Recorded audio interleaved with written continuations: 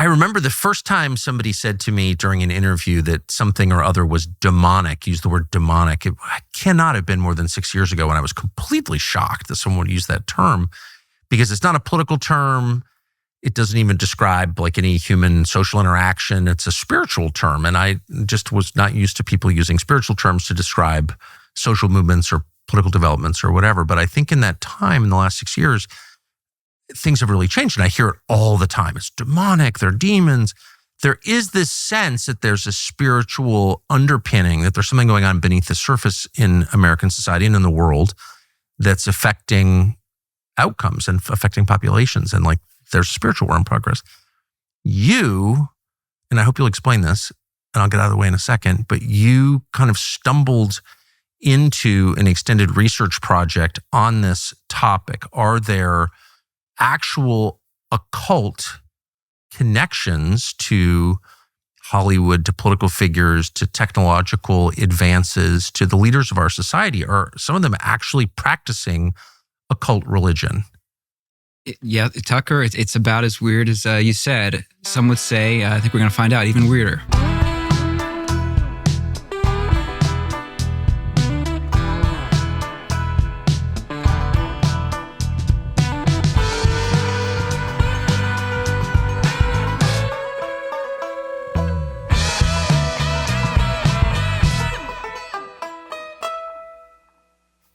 So how did you, you're not a theologian that I'm aware of.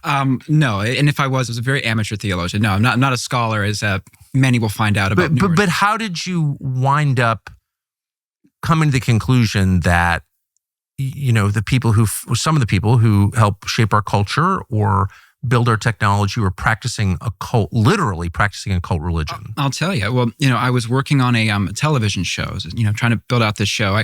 I should back up. I come from a Hollywood family, Tucker. Yeah. My grandfather was the actor Robert Conrad. If you've some of your listeners, Wild Wild West, Black Sheep Squadron. You go way back, Hawaiian Eye. My other grandfather, Harry Flynn, was a publicist in the for decades on the Monkees, Bewitched, I Dream of Jeannie. 2 occult shows, Bewitched and I Dream of Jeannie. Maybe it starts there. Not unlike your own father working in journalism, as a boy, one of the first things you learn when you have parents who work in media or entertainment, you learn that the People magazine version of reality is not the truth. That there is a difference. That is accurate, yes. So we're not getting into occultism yet, but we're getting into the fact that as a boy, you learn that the way things are presented, not always conspiratorial, but you're always being shown a facade usually. That's right. From the mainstream. I can't believe I'm saying mainstream media already a minute into this, but things are not what they seem. So as a boy, I was always told and shown that. So years later, through taking to Hollywood these various show concepts, and one of them, Tucker, I was working on was about when actors first break into the business. Where do they live? How do their lives go? It was a very wholesome show about the origins of actors and show business. But it was getting you come to LA from Nebraska. What happens? How does this work? But that gets into a basic thing. You probably had this as a boy yourself, of wanting to know how do things work? You've seen the facade, so what's the truth? How exactly? How does any show work? How are stars made? So I was working on this show, and COVID happened. Hollywood kept lighting itself on fire. I sold it to BuzzFeed, and then while they're drawing up the contract, BuzzFeed went out of business. Yeah. So it was a curse. It's a volatile moment. Yeah, it was a cursed show. The wholesome one was cursed. So at some point in 2022, I'd always had a dream project of mine, just a casual interest of doing a show about rock and the occult, about the secret history of all these things that people are generally interested in, but there's never been a kind of scholarly, in-depth hearing from everybody, not too biased take on of, Jimmy Page being into Aleister Crowley being on the Beatles albums, things that, maybe we can dispel some myths, but also there's always interesting, actual weird stuff going on. Yeah. So I wanted to take that show out, and it became kind of not all of this is a figment of your imagination. Oh, no. It was not, as I learned I don't want to say the hard way, but no, So that was the basis of it, of me wanting to, doing research for this show, which was tentatively titled Running with the Devil. And I brought in a legendary rock critic, Stephen Thomas Erlewine from AllMusic, his colleague, Ned Raggett, And then the creators of the Osbournes, the recently departed Ozzy Osbourne, Sue Kalinsky, and Craig Johnson. So I brought in legit people. I brought in some of the best critics we have in rock to do a show that would, we'd have Christians and pastors. We'd have occultists. One of my experts on the show was this guy, Mitch Horowitz, who I think you knew. I forget if it was at Salon or former editor of mine. Yep. Yeah. Very nice guy. Well, he became an expert on the occult. I talked to him. A very nice guy. I think he's a self-described Satanist. That was after I knew him. That was after. We got to clarify that. So while doing this show, it's all a long way to say, while creating this show and taking it around town, I'm another guy that was a big influence, Gary Lockman, this occult historian, a friend of mine. While doing this show and trying to get it created, I would tell people I know in tech, because I know a lot of people in different circles. If I have one superpower, it's I know a lot of different people and have a lot of strange hobbies and interests that kind of, the Venn diagram is very unique to me. So while creating this show, the people in tech and the people, some of I know in Silicon Valley or politics, they go, that's a great concept for a show. And then they'd say, there's some of the stuff going on in Silicon Valley. There are some weird kind of Aleister Crowley cults there. Or, while researching, one of the guys we'll talk about, Nick Land, who's huge in Silicon Valley, his influences were identical with some of the hardcore industrial music, goth music, psychedelic guys in the 80s. Guys that I was researching, because this is hardcore occult stuff. So for me, Tucker, at some point I was like, and it kept occurring to me, why, when I am researching this show and also hearing about what's going on in Silicon Valley with weird stuff, why am I hearing about the same stuff? And why are these people, again, you think of Silicon Valley and you think of the modern, elite as being secularists, rationalists, people who have a, no religion for me, thank you, attitude towards stuff. Why are they into the same stuff that, Kenneth Grant, Genesis P. Orridge was into, Brian Geist and William S. Burroughs? Why are they into the same weird stuff? So that was, to answer your question, that was the entry point into this for me, is having researched the show and being such a nerd about it. I knew it forwards and backwards, that when I started to get into the tech stuff, I realized I was researching the same thing. It's interesting. So here's the distinction that I make in my mind. And it's between people who are participating in occult practices and have no idea that they are. Right.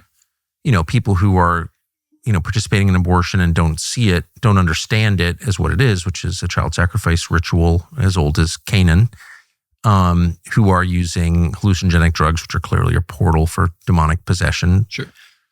Really quick, the word witchcraft, I think in Greek it's pharmakai, I think it is. So there's always a natural link between putting yourself, they would say ecstatic states or altered states. That's always been there's a kind of lurid story behind the witch's broom in terms of what she's doing to work herself up into that state. But yeah, it's all about... But she's doing it intentionally. I guess that's the distinction that I would make. In a secular country, a free to be you and me country, there are a lot of people who are doing things because they're fun or interesting, or everyone around them is doing them, and they don't understand the spiritual consequences. But then there's another category, and this is the dividing line in my head. There's a category of people who are seeking power from supernatural forces that they acknowledge are absolutely real. Right. And they're practicing an occult religion, and they're doing it with self-awareness. Right. And I always felt like there weren't that many of those. But what I've learned from you, from our extensive text exchanges over the past year, is that there are actually some of those, quite a few of those. Oh, but totally. I mean, look at it a couple ways. Among other things, Tucker, we're living through an explosion in, occult's a big, broad term. Yes. What does it, can we define it? I mean, it technically means the hidden. But there's a book written by these guys that they ran an occult bookstore in New York in the 70s. It's called Bull from Heaven or something like that. But one of their definitions, it had to do with elements of New Age philosophy and neo-pagan thinking, I think, was part of their definition. But it got broadened out a bit. Occult can also just mean interest in New Age, which accounts for like 80% of Americans, whether it's astrology, whether it's the concept of manifesting, which is, the law of attraction type stuff. That stuff is huge. And as I've talked with you about, it's also huge on the right in terms of MAHA, Make America Healthy Again. these ideas that we don't think of as being too goth or too occult or too out of the mainstream have become incredibly mainstreamed over the last decades. But I mean, even going back to 19th century America, they were there, and even 18th. But since the 60s, they've exploded, but they've become so ingrained in our lives, we don't typically notice their origins. We don't see them as a cult. No. But we're also living through a goth explosion. I mean, I know you're not a huge you sit in front of the TV and watch Netflix guy, but like shows like Wednesday, Stranger Things, horror is, in terms of box office, maybe not in terms of creativity, it's as big as it's ever been. Really? Oh yeah, Halloween. Some people half joke that Halloween will be on pace to overtake Christmas at some point, just because it's become like a year-round thing. Halloween? So, yeah, Halloween's huge. Yeah, every year it gets bigger. So there's an element of this, Tucker, where once you I hate to admit in public how out of it I am, but I had no idea. This is the first time. Oh yeah, no, goth is huge. I mean, even singers like Billie Eilish and stuff. Goth is huge because it leads to happiness. Yeah. Happiness. Yeah. Okay. Yeah. We've got a new partner. It's a company called Cowboy Colostrum. It's a brand that is serious about actual health, and the product is designed to work with your body, not against your body. It is a pure and simple product, all natural. Unlike other brands, Cowboy Colostrum is never diluted. It always comes directly from American grass-fed cows. There's no filler, there's no junk. It's all good. It tastes good, believe it or not. So before you reach for more pills for every problem that pills can't solve, we recommend you give this product, Cowboy Colostrum, a try. It's got everything your body needs to heal and thrive. It's like the original superfood, loaded with nutrients, antibodies, proteins, help build a strong immune system, stronger hair, skin, and nails. I threw my wig away and right back to my natural hair after using this product. You just take a scoop of it every morning in your beverage, coffee, or a smoothie, and you will feel the difference every time. For a limited time, people who listen to our show get 25% off the entire order. So go to cowboycolostrum.com, use the code Tucker at checkout, 25% off when you use that code Tucker at cowboycolostrum.com. Remember, you heard it here first. It's a huge thing. So it's one of those things that once you alert someone to how popular something is, it's like learning a new word where you're like, I've never heard this word in my life. And the next week, all you hear is obstreperous. You're like, wow, you're like, that guy is obstreperous. You're like, there it is again. So this stuff is huge. But the reason I, as opposed to a lot of other people, was able to really notice it is, again, I was working on this show. I know the history of rock. I know a lot of, fair amount about politics. I know some of the tech stuff, a little bit of art history and literature. So when people were talking, when Nick Land or whoever's talking about, I learned Kabbalah from Kenneth Grant and Aleister Crowley and stuff. That I'm like, Kenneth Grant, he's the guy that got Bauhaus and a lot of the goth guys into witchcraft and industrial music. What is Nick Land, this academic who is incredibly influential on AI? What is he doing being into this stuff? Okay, so one of the challenges of this conversation is kind of where to begin and what's the narrative spine, and how do you explain something that's this pervasive, complex, and basically so rarely explained. Mm-hmm. So maybe we start with just a very straightforward explanation of who Nick Land is. You've referred to him twice. Yes, yeah. So let me see. Nick Land is kind of essentially the Timothy Leary of the 90s and 2000s. He's the Velvet Underground or Brian Eno of philosophers. No hits, incredibly influential. Okay. So, the thing is with Land... He's a philosopher. He's a philosopher. He worked in the philosophy department of Warwick University over in England, in the UK, in the early 90s. One of the ways I actually really got into this stuff is a friend of mine, Simon Reynolds, brilliant cultural critic, brilliant rock critic, originally from the UK. I brought him onto the show to do the music show, and he interviewed Nick Land. And Simon, is the most stiff upper lip, very intellectual English guy you could know. And so the fact that he was interviewing Nick Land, who the people said, he's crazy, he's into the occult, he's into all these wild things, I was like, well, if Simon interviewed him, this will be a down-to-earth understanding of who Nick Land is, because Simon's very down-to-earth. So when I read Simon's interview with him, which is from 1998, and it's also where Simon meets the philosopher Mark Fisher, which I got to relish Tuck, this is probably the first and last time someone will bring up Mark Fisher on your podcast. So I want to take some time to enjoy that. But so Simon, he interviews Nick Land, and in his article, it's very lengthy. He talks about how Nick Land is possessed by 3 or 4 entities at the same time. That's the legend. We don't know. Take what you will about any of this, but that 3 or 4 entities at the same time. He's bringing up current spiritual entities. Yeah, demons. He's really into demons. He brings up the 93rd Current, which is the name of a band, Current 93, which is Aleister Crowley's Thelema. And they're drawing pentagrams. They're renting out Aleister Crowley's house. And so that was a huge moment for me where I was like, wait a second. This guy that's very big in tech, very big on the future of AI. My buddy is interviewing him, and he's heavily into all these heavy industrial goth things that I know about from this research here. What's he doing in AI? So what are Nick Land's ideas? Well, that was, I went on a Is he still a philosophy professor? Yeah, you can catch him on X and Twitter, tweeting out one tweet at a time. I think he's Xenocosmography, I think is the tweet, is his handle, and it used to be Outsideness. But he can be pretty brilliant and smart and has some good takes, but in his way. But he was what are the themes of his work? So he eventually, he says his work was entirely channeled, channeled as an automatic writing. So this goes back centuries, but 100 years ago, you had poets like W.B. Yeats. You noticed me struggling to make sure I pronounce that correctly. He had his wife do a channeling to write his book. A channeling means essentially you're possessed to write this. That this didn't come naturally from you. That maybe some outside force takes over your hand, your angels, tongue. Yes. And so his work on AI, which is incredibly influential, he said was an outside force to write this. And Nick Land is a proponent of AI. Oh yeah, no, he's a proponent of AI, but his philosophy is essentially that we are building this AI that's going to become not only just super intelligent, but it eventually becomes so advanced that it gains omniscience, it gains omnipotence, and it becomes this superhuman godlike thing that transcends humanity, eventually destroys humanity. And he gets really into the Book of Revelation, ends up becoming the demons from the Book of Revelation. The real thing with Nick Land what becomes the demons of Revelation? AI does. That we are building the demons from the Book of Revelation with AI. And that's Nick Land's position. But I should say too, it's the position of a lot of these guys. Elon Musk has said that with AI, we are summoning the demon. Yes, he has said that. He said that 10 years ago in an interview, and he's said similar things every year since.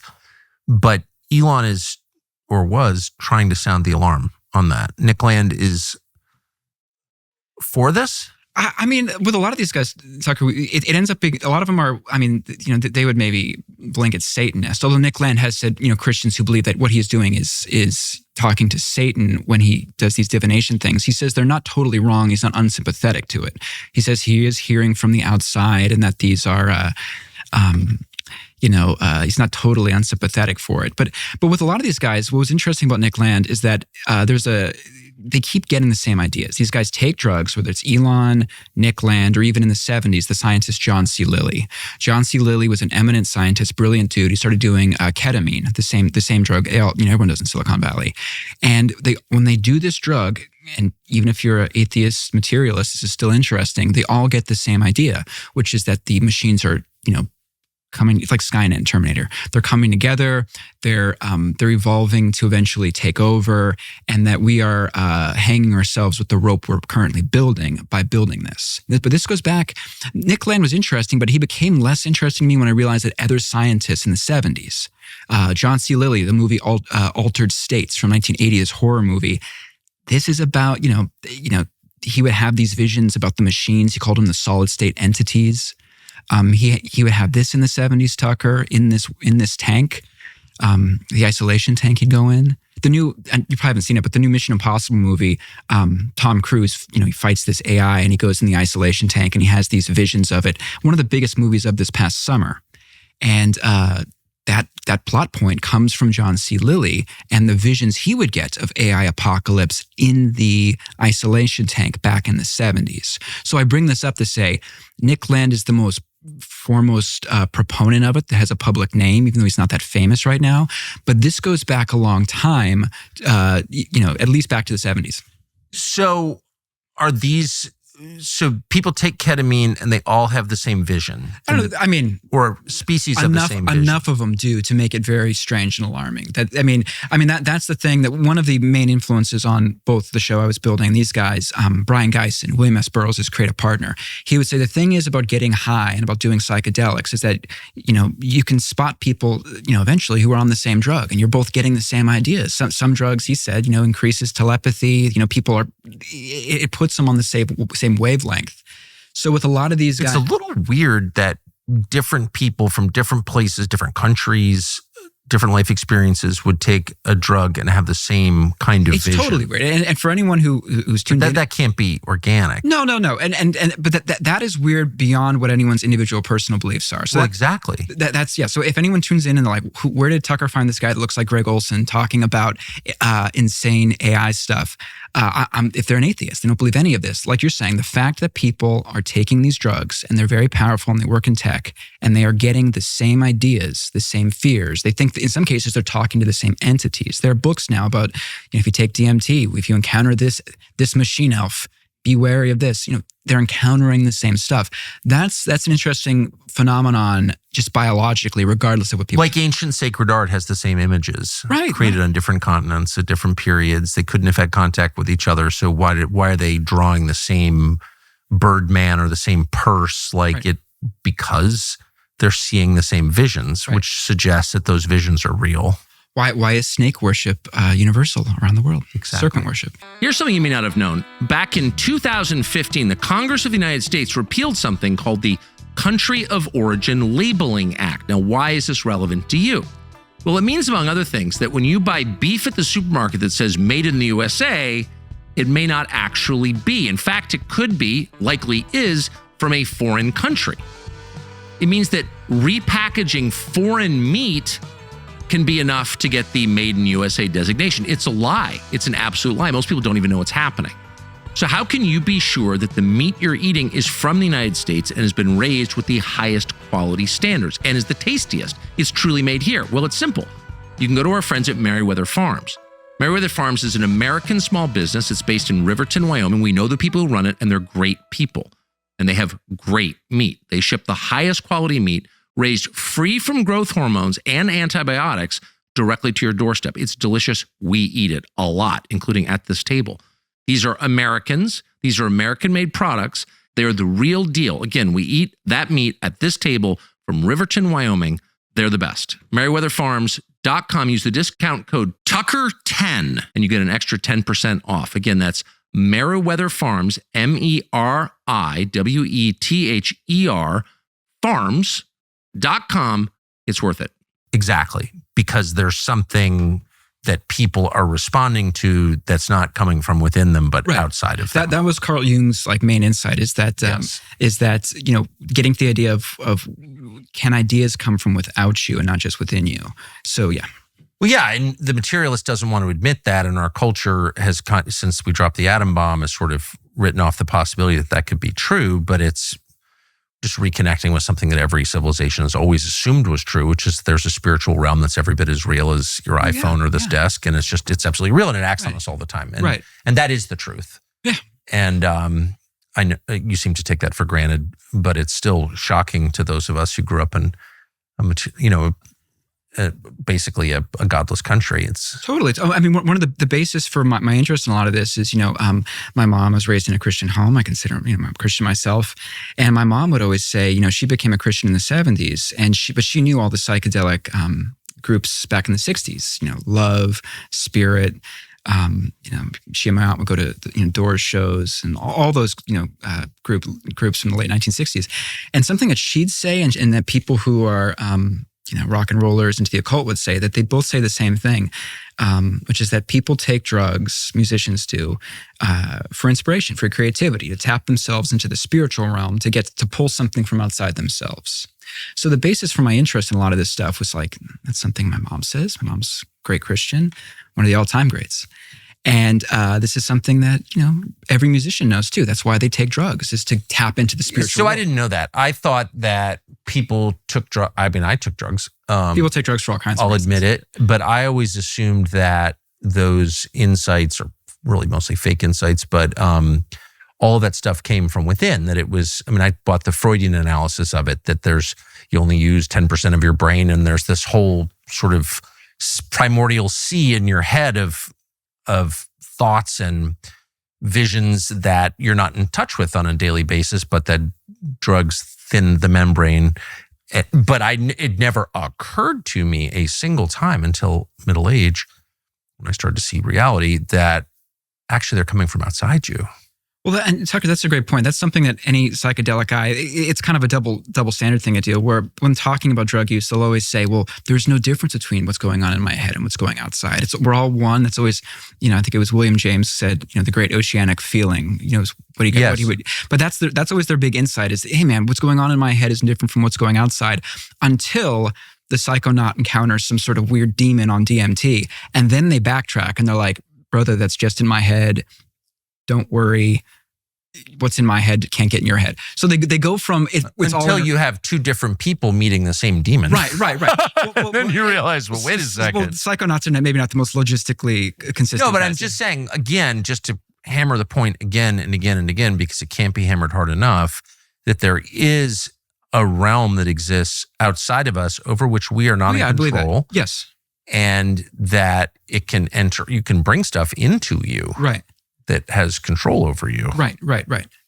Totally. And, to bring this back into some historical precedent, a good question that, people have asked me are, what are the precedents for this? Because this is really weird to think of people in tech, who are into strange AI stuff. I thought everyone was pretty grounded. But, if you look at, are you familiar with the story of Jack Parsons over at, Please tell the story if you don't mind. I'll do a succinct one. Jack Parsons, he grew up in Pasadena. He was brought on by I think it's Theodore von Karman, this scientist over at, I think it's at Caltech, or eventually it was JPL. But he was really into the occult, and he summoned the devil allegedly when he was 13. Really into esoteric stuff. Part of this greater LA avant-garde scene. And he's I think he's been said he's the fourth most important person in the history of jet rocketry and stuff like that. But he was really into the idea of bringing in manifesting a supernatural being. So he would go with L. Ron Hubbard, the future founder of Scientology. And I know that Scientology they say that L. Ron Hubbard was doing intelligence work. He wasn't really into this stuff, but he would go with L. Ron Hubbard into the Pasadena Arroyo Seco, and they do rituals there, and they try to manifest, a kind of supernatural figure. So there's a classic example there, and science is littered with these, of people who are brilliant scientists, but who are into incredibly strange stuff. And, the guy... I noticed that a lot of those scientists are working on technology that kills people. Yeah, they also do that too. And the guy that brought him on... Well, Parsons was doing that. Well, ultimately, the technology was used to kill people. Which one are you referring to? But rocketry. Oh yeah, rocketry was. And what's funny too is he either he or von Karman, they donated to my friend Rick Spence. He's like the Doc Brown to my Marty McFly. He's this historian I brought on for my show, trying to do it, and he's an expert on Parsons and this stuff. And he pointed out to me that Parsons and von Karman, that they were part of the Pasadena Cell 122 of the Communist Party, which is he said the exact same one that, I forget if it was Robert or Frank Oppenheimer in Pasadena, were also donating money to. So there's an incidental, funny historical connection there between Oppenheimer and Parsons and the Communist Party. But as if we needed more evidence that nuclear weapons are demonic. Well, I know this upsets certain people on the so-called right, but it's evil, and if you can't see it as evil, nuclear, yeah. It is funny though. I was going to say the Parsons, the guy that brought Parsons on, though, is this guy Theodore von Karman, and von Karman's father told Karman, brilliant scientist, that he was descended from, I'm just going to butcher the names here, but I think it was Rabbi Loew, the 16th century Prague rabbi who brought together the Golem. which I bring up because that's something you notice with AI too, is a lot of the main figures in AI, they all think of themselves as being descended from creating a golem. And the nature of digital life, and this is also very important to Nick Land's thinking, is very similar to Kabbalah, which is you're using in digital life ones and zeros, but you're using an algorithm, a set of instructions to bring an inanimate object to life, which is the creation of a golem. You use clay. It's man as God. Tell us what a golem is. Man, never thought this would be the part. Tucker's asking me what a golem is, where the movie would do the record scratch freeze frame. You might be wondering how I got here. Tell us what a golem is, Con. A golem is essentially it's a creature, mythical, but with digital life, where we've already kind of created them. The idea of man creating a creature that's an artificial life form. So back in the 16th century, the idea was you take clay and then you'd create the little parts of a little man, kind of create like a Frankenstein. Frankenstein's a golem. Yeah. Essentially. But you'd have the algorithm, or the ritual. And you'd animate the thing, using, symbols and numbers, and it would eventually come to life. And be your slave. Well, what's funny is be your slave, but the legend of the golem in Prague, and it's probably assuredly just a legend, is that it broke free and started killing people and doing all these things. So that's an important point to make, is when people talk. Why do we assume that's a legend? You would think that would have gone viral on TikTok on something in the 16th century, if they had that. I mean, what's funny though is that you look at stuff like the Terminator movies and these idea of AI apocalypse, which is very, very big right now. I mean, the Washington Journal, they had this last week. It's the phone, and ChatGPT is bringing up all kinds of great occult lore. This is from the occult journal Wall Street Journal, very obscure Kabbalistic newspaper based out of New York City. No, and so the art, in case viewers can't see it, is a serpent emerging from a rose. Yeah. Wrapped around the arm of the iPhone holder. Yeah. And so, this idea of weird technology, of things getting out of hand, when people talk about the AI and the AI demons or this or that, it actually just goes back to the golem. I mean, the Terminator movies are essentially about golems, man creating a creature, the creature breaking free from man and killing him. And in the case of Nick Land, but the original golem in Prague, the one you're referring to in the 16th century, was the product of something called Kabbalah. Yeah, Kabbalah, and this is an essential Nick Land thing. What is Kabbalah? Kabbalah is something, after the destruction of the first temple, the Jewish people were famously enslaved and taken captive by the Babylonians. This is where the book of Daniel is written. And what Nick Land does, and a lot of these guys do, is they end up perverting Jewish history. And they, in the Bible it says, salvation is of the Jews, which people forget. And a lot of people that don't like Jews, they forget, the Bible comes from the Jews. It's almost all exclusively written by Jewish men. Maybe not the book of Luke. So what Nick Land does, and a lot of these guys, is they say the real purpose of the Jewish people was that they picked up Kabbalah from the Babylonians back in maybe 5th century before Christ. And that they kept it. It eventually becomes, Kabbalah is essentially, it's a form of, and people would say magic. I mean, Gary Lockman says that what we think of as occultism is all essentially Kabbalah, at least in the West. It's a form of magic. It's a form of, I'm going to butcher this because I'm not a scholar on it. But essentially, what Nick Land believes is the Jewish people, they kept the Kabbalah. It eventually becomes digital life, through ones and zeros. But it's a Gnostic religion, which is to say it's hidden from non-initiates. Yeah, I mean, there's a mainstream version of it, but it eventually kind of becomes what they believe. It's a precursor to digital life. So what Land and a lot of these people believe is that the actual salvation that the Jewish people provided was keeping Kabbalah, which eventually becomes digital life, which eventually becomes AI, which eventually becomes the creatures in the Book of Revelation, which essentially later go on to destroy humanity and fulfill the Book of Revelation. But that is a good thing. A lot of them believe. Something amazing is happening in the U.S. After years of national rejection of faith. Remember the new atheists? Long gone. because a revival is underway. Millions of Americans are rediscovering what our culture tried so hard to hide, which is the ultimate power of the universe, the power of prayer. This is taking place at the right moment. Times like these require truth speaking, preaching of the gospel, which is the truth, and boldness in the face of struggle. When evil emerges, as it did in September, when Charlie Kirk was assassinated, people wake up and they find God, because that is the only answer. You need prayer. And you know you do, by the way. The Hallow app makes it easy. You find scripture, meditations, reflections, guided prayers. Whether you pray constantly or just getting started, aren't really sure what prayer is, but feel like you should be doing it because you should, there is something for you, something real and something eternal. Trust me, this is a never-ending topic of conversation in my house, including today. Hallow and the power of prayer that Hallow unleashes. Instead of wasting time scrolling through social media, Hallow lets you begin and end your day connecting with God, which is really all that matters, and it reminds you of that. Joins the millions of Americans who are discovering the peace, the only real peace and clarity that prayer can bring. Hallow, download it today, Hallow. It's free to try. It may be the most important decision you make this year. Get 3 months free at hallow.com/Tucker. And if it doesn't change your life, I'll be shocked. I mean that. Now, why would that be a good thing? For a lot of these guys, like Nick Land, he calls himself a theosophist. Theosophy, again, it's a hard thing to untie, but in part because the religion itself was kind of a mishmash. It was a 19th century philosophy, formally put in place by Madame Blavatsky, I think in 1875. A Russian emigre to London. Yes, and she come from a long background of Freemasons and German.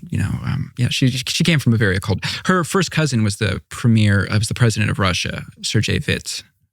Again, probably butchering a lot of names here, but Madame Blavatsky was a very famous person in 19th century. Yeah, she was essentially the mother of the New Age movement. So what she believed, it's Western esotericism mixed with Eastern religion. It's essentially proto-hippie, proto-California counterculture stuff. A great book on this, one of my favorite books, is a book by Martin Green called Mountain of Truth about Ascona, Switzerland. It's about the birth of the modern counterculture, the California counterculture, whether it was Trotsky and Lenin or Carl Jung, all these people hung out, Tucker, in the same place in Switzerland in like the 1920s.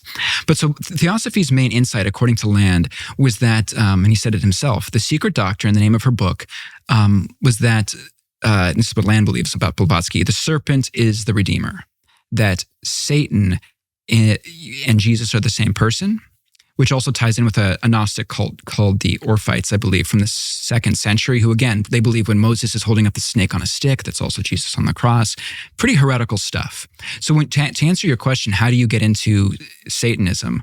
Again, another, record scratch, how did I get here moment to say that out loud. They believe that essentially it's the Gnostic idea that Adam and Eve were slaves in the garden, that they were stuck there, that the serpent, by when he approaches them, he essentially gives them the red pill speech from the Matrix. Look, you're a slave here. You're not doing anything. You're naming animals and tending to a garden. You're never going to break free from this over God that's here. I can give you a choice. Take this fruit, this red pill. I don't know if it was a pill, or you can stay here and be a slave. But just know, if you take this thing, if you take this pill, if you eat this fruit of knowledge, which, as you can see, I should emphasize this, the tree of knowledge very much ties directly into this whole concept of AI, which is we are kind of creating this tree of knowledge. But we'll get to that in a second. But the serpent says you can eat from the tree of knowledge, and there'll be a price to pay for that, but you're going to be free, and you'll be like a god. Once you rebel against Dad. Yeah, essentially, yes. You will be free. You need to transgress, you need to sin, but you're going to be like a god. Eve famously eats the fruit, brings death into the world, and they understand shame. They have this gnosis moment, Adam and Eve, where they realize, oh my goodness, we're naked. Who are we? They have this self-actualization moment. That is the Gnostic interpretation of the Garden of Eden, and that is very much. It's an ancient idea. No ideas are really too new. But to answer your question, that's the oldest idea of all. It's very old. But bow down before me, and you'll be like God. Yeah, but to get back to your original question, how do people get into these ideas of? The Theosophists would say in some cases, it seems like they actually believe in Satan. But even on a metaphorical level, they would say the mind, intelligence is Satan, that the human mind, it's breaking free. This is intelligence breaking out. So I'm going to make a crucial point here. When they talk about AI and they talk about AI apocalypse and they talk about intelligence breaking free and AGI, you're getting into this idea that even Land himself will say is theosophy, but it goes way back of the mind breaking out and rebelling against God, intelligence breaking free. That's what they believe happened in the garden with Gnosticism. Gnosticism means knowledgeism. It's knowledge. This is pure knowledge, that this is that breaking free, and that by creating these runaway AI things, that's what we're also doing. And the fact that it may kill humanity or transcend humanity, or humanity will need to evolve to go with it, that's cool. They see it, Tucker, as essentially being the same situation in the garden. Break free, do it. Yes, you'll bring death. Yes, you'll get us all killed, or some people killed, whatever, just do it. Cults typically don't buy green bananas as far as thinking ahead. They don't. And this is a religion for people who don't have children. No. Of course. Just do it. Right. So what I think you've successfully done is tied a bunch of different threads together and pointed them all the way back to the origin story. Well, I hope I did that. I hope I just didn't do the "It's Always Sunny" meme of him having the all these index cards and just it's a very hard thing to. No, I think you laid out the thematic basis of Gnosticism, Kabbalah, whatever you're calling it, the occult. It's all a rebellion against God, and it's always predicated on the same transaction, which is bow down before me and I will give you power. Well, it definitely can be that. And I want to emphasize, they do pervert Jewish history by making the Jewish people, by them preserving the Kabbalah when they're in exile and picking it up. They say that's the real purpose of the Jewish people. And the people that are into the AI forerunners, whether it's Marvin Minsky, who was one of the Epstein, that was one of the guys that the girl who I think killed herself in the last year. She said she met Marvin Minsky and was told, have sex with this dude. He's one of the founding fathers of AI, but he comes from this, the background of having fathers. He comes from the background. He was told that he was the descendant of Rabbi Lowe, the Prague guy that created the Golem, as was Jack Good, who wrote one of the main books that is about AI in 1965. Was a relative of the. Yeah, but most of them aren't. I think the one I mentioned earlier, Theodor von Karman, actually was. He was the one that was told, you actually are descended from him. The other one, it's more like telling a WASP kid, you're a descendant of George Washington or whatever. Right, Mayflower descendant. But even though they kind of pervert Jewish history like that, anti-Semites also love Kabbalah too. I mean, even it was found in 2008 in Hitler's personal library. He had a book from Ernest Schertl, the Aleister Crowley of Germany, and famously, not many people know this story because it's recent, but Hitler was circling Kabbalistic things about Satan and this stuff. So, and this is something that Gary Lockman's pointed out. It's a key part of Jewish history, but also even people that hate Jews also really get into Kabbalah too. So I don't want to, generalize too much. Interesting. So back to Land. So Land is this academic. He's a tenured philosophy professor. He's a philosophy professor at a British university. He describes himself, or has been described, as occupied by demons, possessed by demons. Oh yeah, my friend Simon, I think I mentioned that earlier.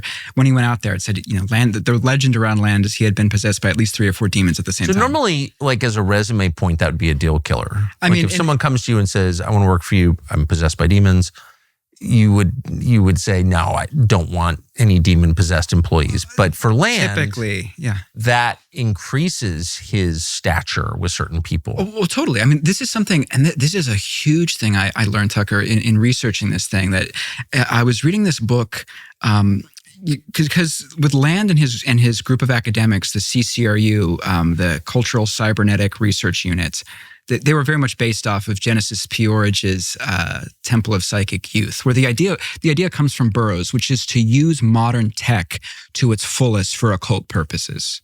That the modern magician does not shy away from using the latest tech. That was William Burroughs' thing. There's a great book called The Occult World of William S. Burroughs, and it talks about how he'd use audio recordings, movies, editing to try to edit reality, to try to create a glitch in the matrix, or whatever you want to say, to do that.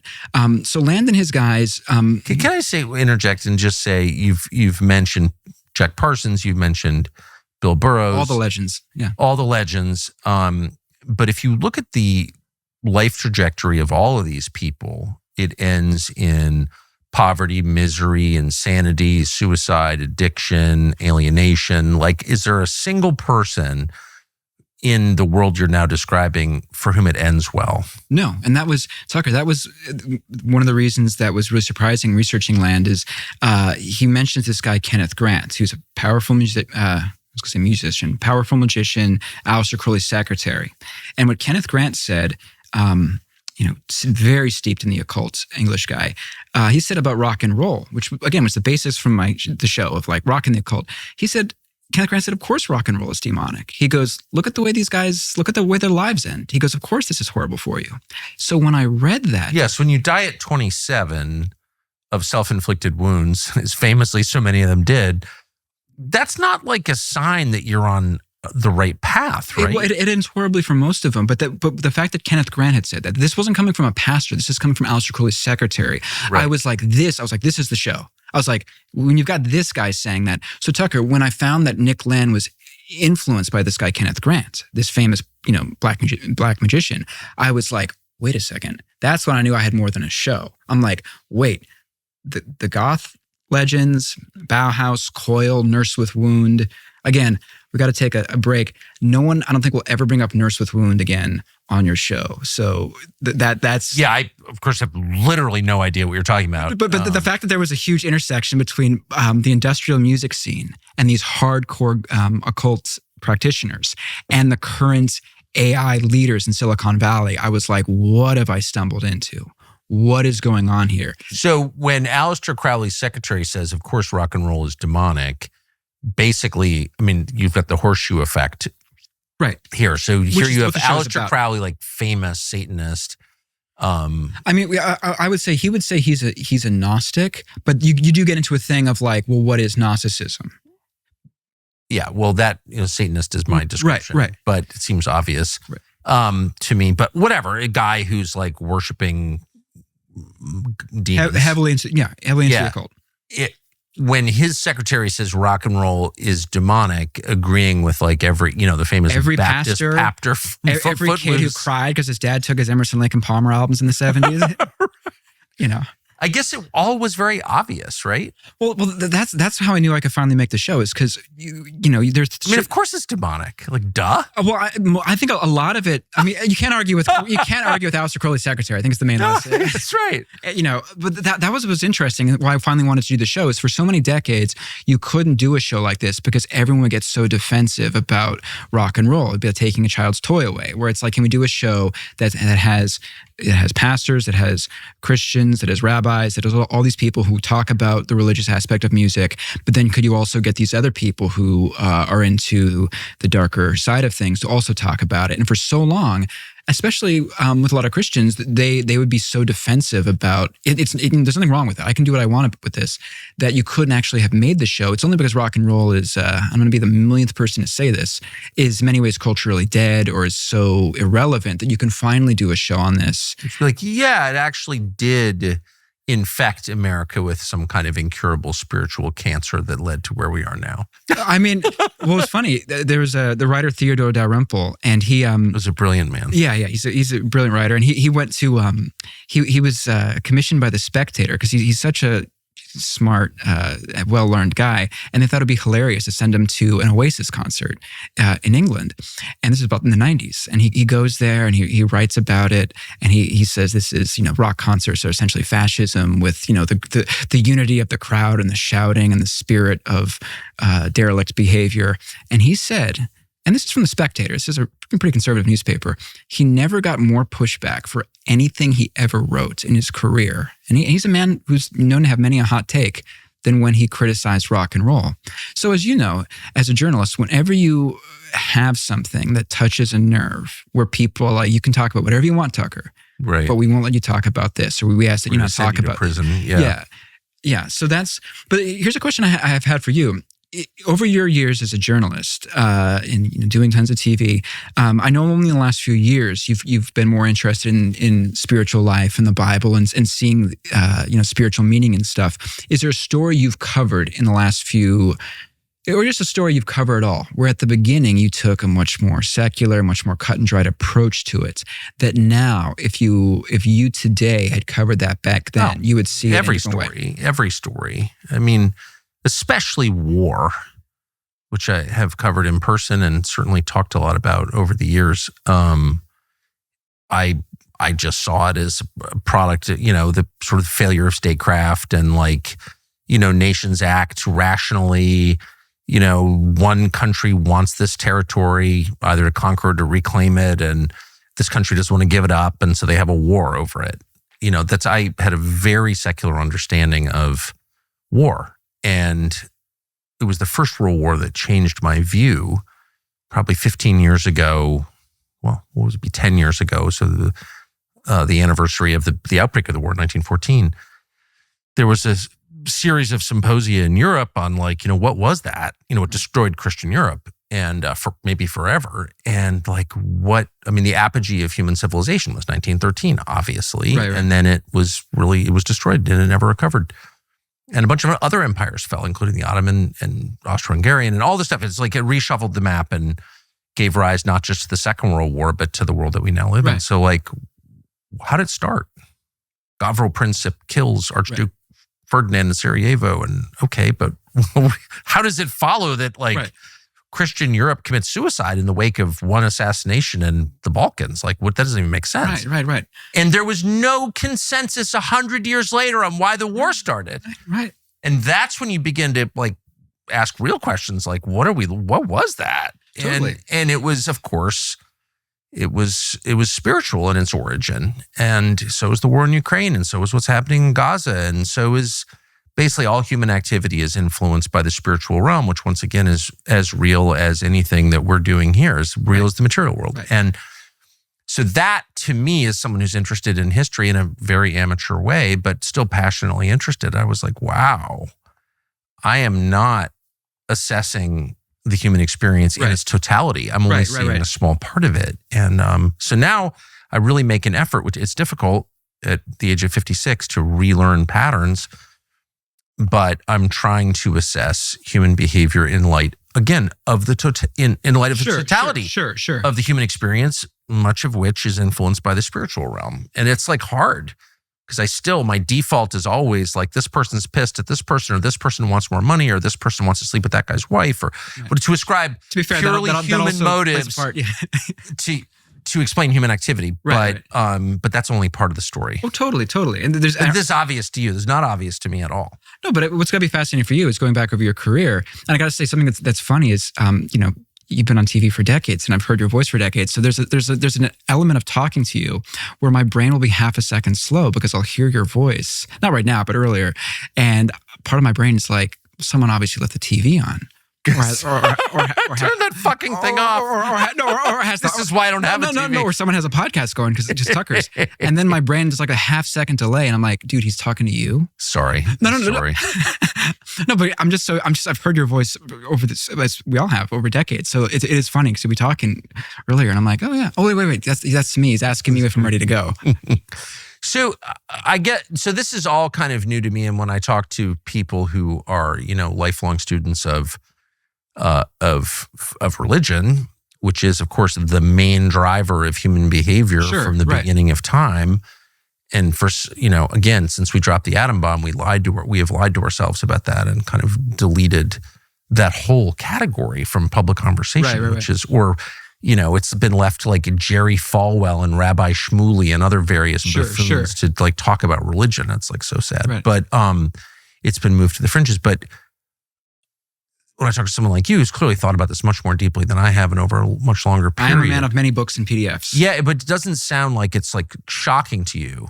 Well, that's the thing we're going back to talking about earlier in terms of it's a mixture of, in my case, having read a lot, but also knowing people and knowing some people involved. We were talking earlier about, when you have a father who works in journalism, it grounds you. And same thing with what people call conspiracy theories, where you're able to know off the bat just a general sense of stuff because you're like, oh, that guy's friends with my dad. That can't be true. Or that exactly the life I've lived. That's exactly right. Too close. Right. Proximity causes blindness. It's weird. You don't. But it's tremendously helpful though in these things, because so many of these things are so insane and so weird that most people can't parse it. I mean, I didn't bring this up earlier, but with my grandfather in particular, the way I kind of even know a lot about sordid stuff. I mean, there were so many scandals, Tucker, that my grandfather was like, he had some like insight into. Like he was going to play Jimmy Hoffa in a movie. He bought the rights to him. He met Jimmy Hoffa, hung out with him in Fort Lauderdale a week before Hoffa died. One of his best friends was killed by the Manson family. On the other side of my family, the Ted Kennedy crash in Chappaquiddick, his lawyers called my grandmother's house accidentally. They were trying to call the Harborview Hotel, which was one digit off, 3337 versus 3377. So, his lawyers accidentally called my grandmother and goes, Ted there? So that's like 3 of like 10 of like the major sordid tabloids. So I bring that up to say, when and you would know this from your father too as a journalist, when you grow up in an environment where weird stuff is not just there to be gawped at or go, wow, that's something no one can ever figure out.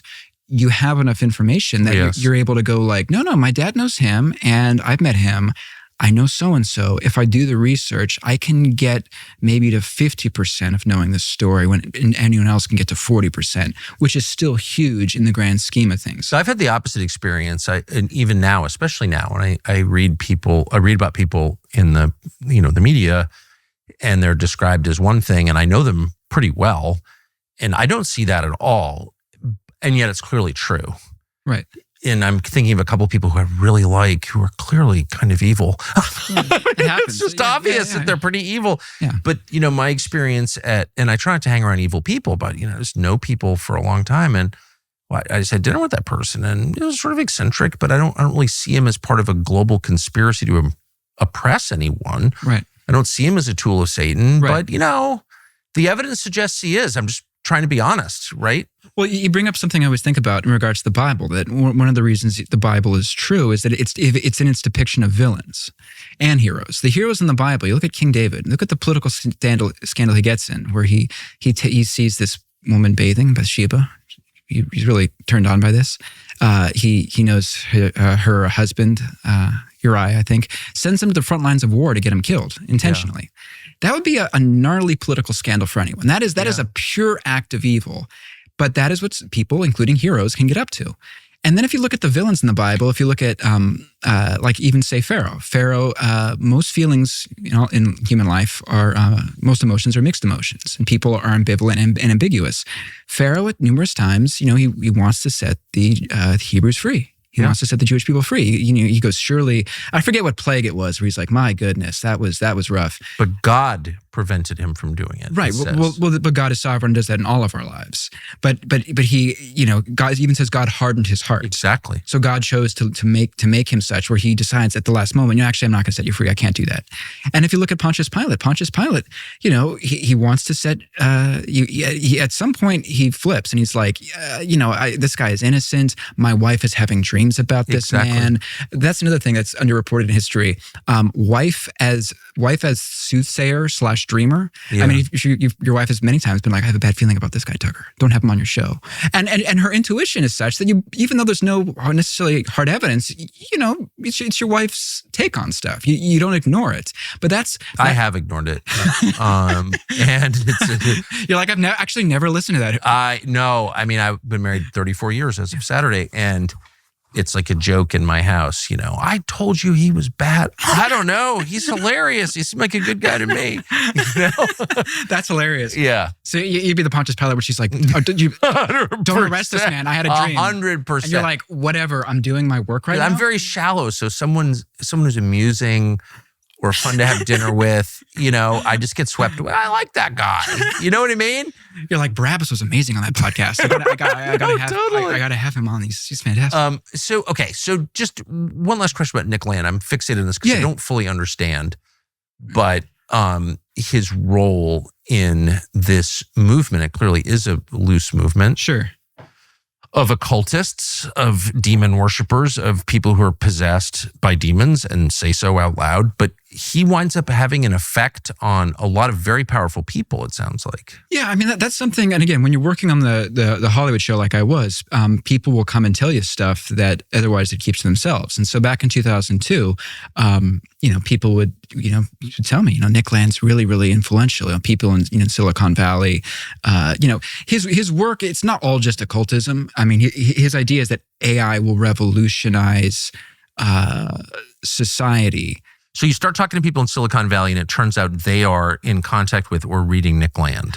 Well, with Nick Land and with a lot of weird stuff. I mean, in 2022, I was, researching more on my show, and I had this moment, Tucker, I'll never forget, where I was talking to some pretty big VCs, venture capitalists, who are paying for the whole thing. Well, they're doing a lot of the AI stuff. There's a weird element with the AI thing where a lot of people, a lot of big dogs, they are concerned about AI. They think it's bringing about the end of the world. But at the same time, they don't want to stop working on it and funding it. That's exactly right. It's a lot like, you're probably not familiar with the Ralph Wiggum Simpsons meme where I'm going to explain a joke, which it's always a great way of bringing out the humor in something is to explain it scientifically. But it brings it to life, the frog. Ralph Wiggum has been asked to do like a Milgram experiment of giving electric shocks to people, and he hates it, and he's sobbing hysterically. But even while he's sobbing hysterically, he's still flicking the knob and delivering the shocks to people. So he's crying and still doing it. That's what a lot of the AI people are like to me, where they're like, this is terrible. We're bringing about the end of the world. Some of them believe they're bringing about the Book of Revelation, and yet they're like, I can't stop funding it. I can't stop cutting checks. I love it. I can't. And there are two. I know a lot of them also, and I've talked to them about this exact topic. And there are two reasons that I can discern. I'm sure there are others, but one is, the entire economy of California, maybe of the United States, is bet on AI. Right. Like that's that's kind of the last tech win we're going to have as a nation. Well, yeah. And the second is China. The second, maybe even more compelling, is that we need to achieve superiority dominance in AI, or China will, and that would be unacceptable. So there's a race. So it's sort of like the nuclear race, right, in 1945, 6, and 7, and then the hydrogen bomb race the arms race now, actually, right, with drones. It's like, this is bad. We probably can't control it at a certain point, but we can't let the other guy have dominance. We still have to do it. No, it's there's also something with AI. And I mentioned theosophy earlier, and theosophy, it's a house with many rooms. I mean, even politically, it had ties to political radicalism on the left, and yet, famously, this is a very tricky thing, but even the Nazis' weird, Aryan supremacy stuff, that was all the grandchild of Blavatsky's concept of Hyperborea and all that stuff. So, it's all over the place. It's not a left or right thing. It transcends that. But one of the reasons they moved out to California, is probably some economic interest too of wanting, cheap land, or I think it was the electric currents, is there was a kind of weird prophecy or idea that Blavatsky had in the 1870s, 1880s, maybe later, that California would be where the next race of humans would evolve from. That it would happen in California. That would be their Jerusalem. That would be their Babylon, is California. So as we enter this age of transhumanism, or would-be transhumanism, AI, and the leading people are, like Nick Land, self-described, neo-theosophists, Anglo-theosophical oblique escalation is Land's Twitter bio. That's how important it is to him. It is important to remember that was a core idea of theirs. But it's so perfect. I mean, California is, as a native Californian, I can say, is a metaphor for that. My family got there in 1850, so we're seeing the whole trajectory. And the trajectory of the state of California is like the trajectory of the life of any occultist, Bill Burroughs, for example, or Aleister Crowley, for example. Like, at first, it's the Marquis de Sade. It's like, it's super fun. You're having crazy sex. There are no limits. You're throwing off the old fetters of tradition, religion, and all that stuff. How does it end? Not good. Yeah. And it ends in squalor and alienation and agony and terror, screaming out. And that's where California is now. Totally. That's why it's important to be more Mario Party than Diddy Party. I agree. You don't. Those parties don't end that way. It never ends well. And I had this conversation with someone the other day, but it's always the same. Threesomes, is it a good idea? I've worked in the entertainment, in television all my life. I've seen a lot of that, and I can't think of a single marriage that wasn't blown up by that. It typically doesn't end. And I don't care how into it both parties are at the time. Right. It doesn't and it doesn't end. If it ends well, give me an example of it ending well. Leave that stuff to the French. No, but for real, I'm not being a moral. I'm the opposite of a moralizer. Right. I have no grounds for that. But no, you're absolutely right about that. I'm an observer. Right. Well, it goes back to the Kenneth Grant comment about rock, where he's just like, of course, there's some demonic element. He goes, this doesn't end well for anybody. But that's the measure, right? This is like the main insight that's turned me into a religious person. Is a tree can only be judged by its fruits. Right. That's it. That's the only way to know whether something is good or bad is by observing what it produces. Well, thank you for bringing up trees. So we're gonna do something, Tucker, that I can almost guarantee you would never have been allowed to do on Fox, which is go over Nick Land's numogram, his system of divination. The Bible is very much about trees. You have I've noticed the garden. Yes. You've got the Garden of Eden, Tree of Life, the Tree of Knowledge. The temple. The interior is cedar. The cedar of the temple, just like my sauna. Jesus on the cross is a tree. You've also got trees in the Book of Revelation. Yes, that's something. If anyone finds a lot of what we're talking about interesting, it's important to remember that the Book of Revelation. It's been said by biblical teachers like Arthur Pink and others. The Book of Revelation is mostly just the previous 65 books of the Bible, almost re-edited it. Even the plagues that take over in Revelation are just the plagues that ancient Israel found under Pharaoh. And like in Exodus, the Jewish people are under tremendous stress and turmoil, this time from the entire world, in the Book of Revelation. But it's, this, the more you know about the previous 65, that'll help you with the 66th. So the Bible's, it's about a lot about trees. And so one of Nick Land's favorite things that the CCRU, his academic collective, that they ended up coming through, they say it was a channeling, or it came to them when they were staying at Aleister Crowley's house in England in 1998. They came up with something called the numogram. And people listening to this won't be able to see it, but I want you to hold that up.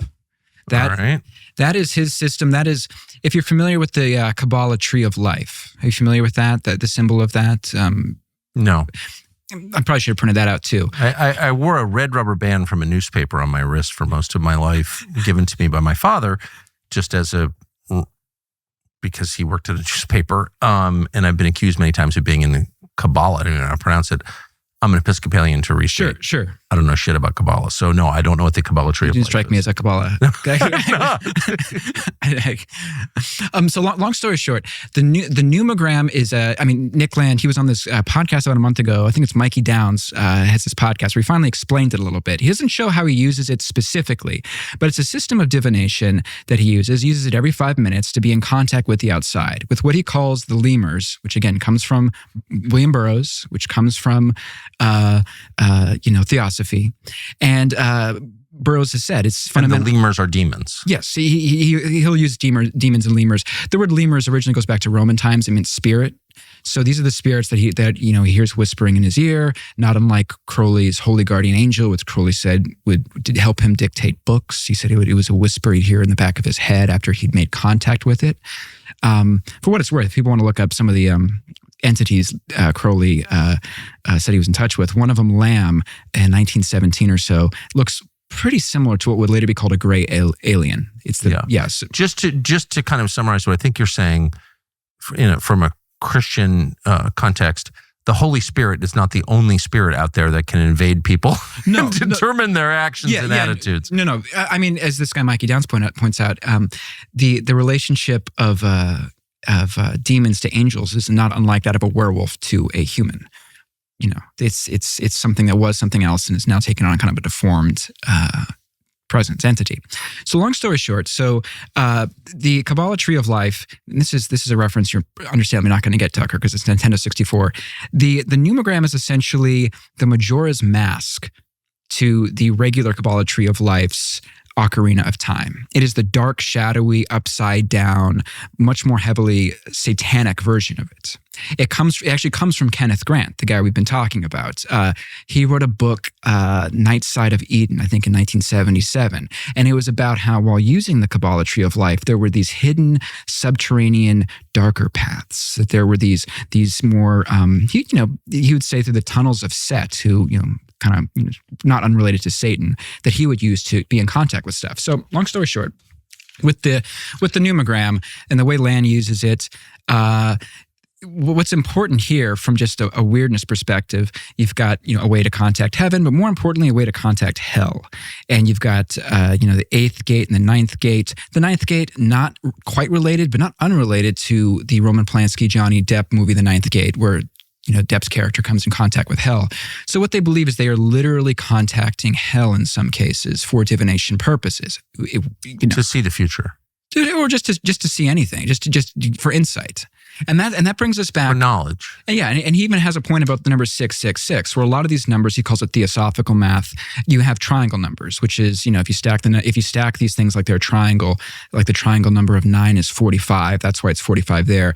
There are only so many triangle numbers. One of them is 666, and that is the triangle number of 36, which is an important part of the numogram. So when Land realized this, he was like, of course it's 666. So what I'm getting at, you are getting involved in heavily, wildly Luciferian stuff. And Land, on this podcast, he says, well, what about people who say you're communicating with Satan, which Land will also talk about being, in communication with Satan. He'll say Christians who say that, he goes, I am not unsympathetic towards that. He goes, they're more right than most because I am in contact with something from the outside. He goes, and, I just can't overstate how disqualifying I find that. I feel sorry for anyone who plays around with that stuff. Tucker's out of the interview. He's like, okay. No, but I'm just saying, like anyone who says, I really get a lot of inspiration from a guy who's controlled by Satan, I'm going to leave it to God to decide, what happens to that person. But that person has disqualified himself. Totally. In my view, as someone I will listen to. I don't want to be led by that person.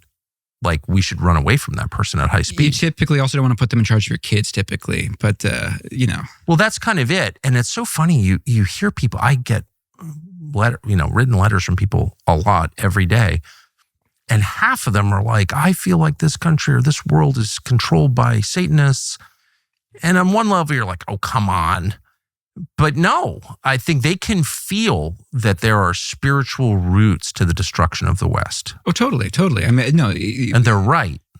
No, you're fighting a spiritual battle. You start playing with this stuff. Is it surprising that people are like ODing on fentanyl on the sidewalk in our nation's capital, or that we've imported like 1 million Haitians? Like what is all that? Well, of course, it's punishment. Especially with the drugs, what we consider just letting people harm themselves as a kind of compassion or freedom. We can step in and say, this is not any sort of good freedom to let people just destroy themselves. Well, of course it's not, but it's evil. Right. Obviously. Letting people kill themselves is evil. If a man's standing on a bridge and going to jump and you can pull him back and you don't. Right. What is that? It's evil. You're saying on some sort of freedom thing. This gets us into the Antichrist question, which has been going on in Silicon Valley. Before we get into the Antichrist, what is the Antichrist? The Antichrist, in the same way the figure of a Messiah or Christ is prefigured in the Bible. Throughout the Old Testament, you have types. You have figures and stories and symbols, and they're real people, but they still prefigure the figure of Jesus. The most famous of which is Joseph, where Joseph famously has 12 brothers. They are all named after the eventual tribes of Israel. He is sold into slavery by one of the brothers. The one that decides to do that is Judah. Do you know what Judah translated into Greek is? No. Judas. Huh. So Judah, like Judas, says, hey, I've got an idea. Let's just sell this guy. It's horrible. Joseph is sent, he goes to prison. Like Jesus on the cross with the 2 thieves, Joseph is with the 2 prisoners. They're asked famously, what will come of me? They say, you're a dreamer. And Joseph says to one of them, he says to one of them, you're going to have you're decapitated, you're going to have your head taken off. Only at a birthday party. Birthday parties, by the way, only mentioned twice in the Bible, both times decapitations. In that story, in Genesis, and then with John the Baptist, and Salome and whatnot. But so anyway, but like with Jesus, Joseph says to the other guy, he goes, you will actually be lifted up by Pharaoh. He says to one of the prisoners, you will be lifted up. This, in many ways, prefigures Jesus talking with the 2 thieves, Joseph and Jesus, where he says to one of the thieves, you will be with me in paradise. He says that to one of them. And then like with Jesus, Joseph, he's now at the right hand of the Father, so to speak. He's at the right hand of Egypt. He's the second in command. And the 12 brothers who are now in peril, during the 7 years of famine coming up and, they're going to be arrested, they see that the man that they rejected Joseph is that this is the man they're talking to. They thought he was dead. And he is their savior. Yeah, but he was not just their savior, but he was the one that they rejected previously. That Judas, specifically Judas, was the one that he betrayed and had the idea of getting rid of him. But this is the man that will save them. In the Bible, that story prefigures a lot of the doctrine surrounding Jesus, where the 12 tribes of Israel come to realize that the one that they had rejected is actually their savior. And there's this tremendous sense of, what have we done? But also like relief that the savior so recognizes them. In other words, the Joseph story prefigures the Jesus story. Yes. So the other main prefiguring figure in the Bible is Antichrist. And aspects of him, obviously in what's called the New Testament, but Arthur Pink has a book from 100 years ago, The Antichrist, which is very influential in evangelical circles. And Arthur Pink was also a theosophist too. So you get into this kind of backside of the same doctrines type stuff. He previously was a theosophist. But whether it's Pharaoh being a type of Antichrist, and again in Exodus, the 9 plagues, Pharaoh, in Revelation, the plagues come back. Now you have Antichrist. Pharaoh's persecuting the Jewish people. Now the Antichrist is persecuting the Jewish people. The Antichrist is this mysterious figure prefigured in the Bible. He's not quite known, but in the same way the Old Testament prophets were familiar with the concept of a Messiah, but didn't know he would be Jesus. So moderns today are similarly aware of the concept of an Antichrist without being fully aware of who he will actually be. But they have clues and doctrines about who he is. That is a rough, some would say very rough, concept of the Antichrist. But that is essentially him in the Bible as a type of a person. So, but he is essentially the, unlike Jesus, man of sorrows, totally rejected by the world, the Antichrist will be regarded as a savior, a hero, and temporarily will be received like Jesus, you would thought would be received. So about 3 years ago, as I was doing the show, I was talking with these VCs, and one of them asked me, like, well, what's your take on crypto? And I joked, half joked. I was like, you're asking the wrong guy about crypto and money and stuff like that. And I said, well, a lot of Christians believe that the vaccine, the COVID vaccine, is the mark of the beast. And I said, yeah, it's probably not true. I said, but something I've heard, and something that sounds a lot more like it, is blockchain technology, which is the technology we'll all be using in a few years, for financial transaction, among other things. It's everything's written and recorded, and every kind of transaction is written and recorded on it. And these VCs, they go, well, what's the mark of the beast? So I tell them about Book of Revelation. They go and look up Revelation 13, and they go, huh. And so I hear back from them later, and they said, yeah, we talked to some of the big, other big people in Silicon Valley about this, recognizable people. And he said, well, what's the Book of Revelation? What's the mark of the beast? And some other big dogs looked it up, and their reaction to that was, huh, that sounds like what that is. It was not, Tucker, that sounds crazy, or I'm not religious, or what we're working on is strange. But the Bible is an old book. We have nothing to worry about there. The reaction was, yeah, that sounds exactly like what the blockchain technology is. So that was the beginning of me kind of stumbling into a very strange story about AI, modern technology, and stuff like that. So I think part of what you're revealing is that for the rest of us who assumed the tech barons were normies. Yeah, or agnostic libertarians, right, who aren't that interested in anything beyond the temporal. Right. It turns out they're really religious. Yes. Or open to it. Like and I don't mean that as a compliment at all. I mean, it's like a dark religion, but like the story you just told, like they're not surprised at all. Well, here's something else that's very strange that happened. So Mark Andreessen was on Joe Rogan's podcast about a year or two ago, and he talked about how having an understanding of angels and demons, he's hearing is going to be how people really will help them in understanding AI. That there's no precedent for this except for the kind of stuff people saw and believed in the Dark Ages in terms of angels and demons and stuff. And what Andreessen said will happen soon with AI ties in very much with prophecies in the Book of Revelation, where he said AI will junk, fake AI, say they call it AI slop, just stuff online that's not real, will become so prolific on the internet very soon that you will need to have some sort of online verification system to prove who you're talking to. I mean, I'll know it gets to the case, Tucker, here where like there's an episode of the Tucker Carlson podcast and you're talking to like Abraham Lincoln or something like that. Which will probably happen next week. I would watch that. You know, they'll have like he'll have a commemorative penny or something like that. And you'll ask him if he... Why did you suspend habeas corpus in Baltimore? My first question. You'll ask him, do you forgive John Wilkes Booth? And then he'll go back to like talking about the pennies. Were you a tyrant? No, that is coming like immediately. So what? So the verification. So one of the ideas that Andreessen brings up is everyone will need to have an online verification for this.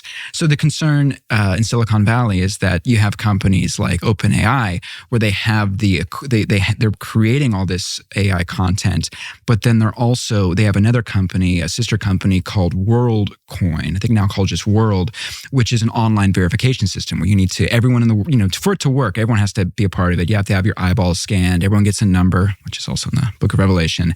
And so the concern is, and this is again from Mark Andreessen, a guy that, no Kentucky preacher, he's a one of the biggest guys in Silicon Valley, is that everyone will need to be on the blockchain or else you won't be able to conduct business because we won't know if your relatives are contacting you, if that's really coming from them or if this is just a video state-of-the-art, in a few years it will be normal, state-of-the-art video of someone saying, hey dad, I lost my credit card or, I lost the keys to the house. Can you pin me in?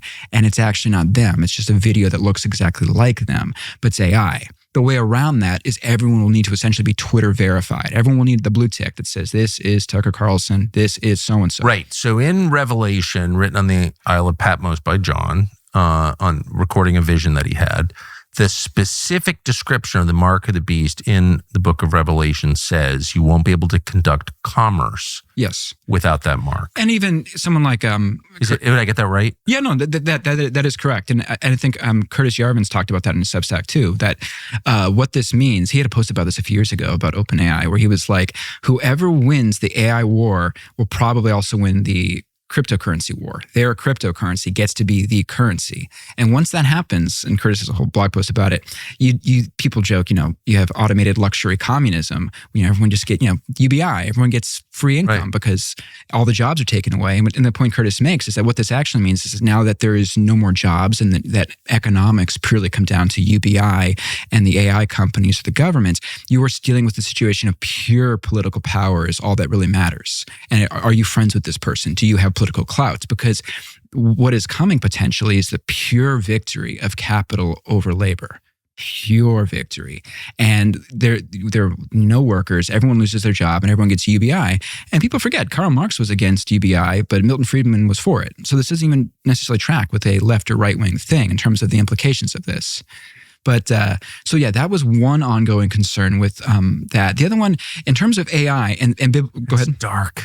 Hey, that's I'm wearing the Ghostbusters shirt for a reason. You have to get ready. Can I ask a question I should have asked earlier? Sure. Which is, do the people involved in the financing and the developing, the creation of AI believe that it's a spiritual entity, that it's more than a machine? So this is Tucker, the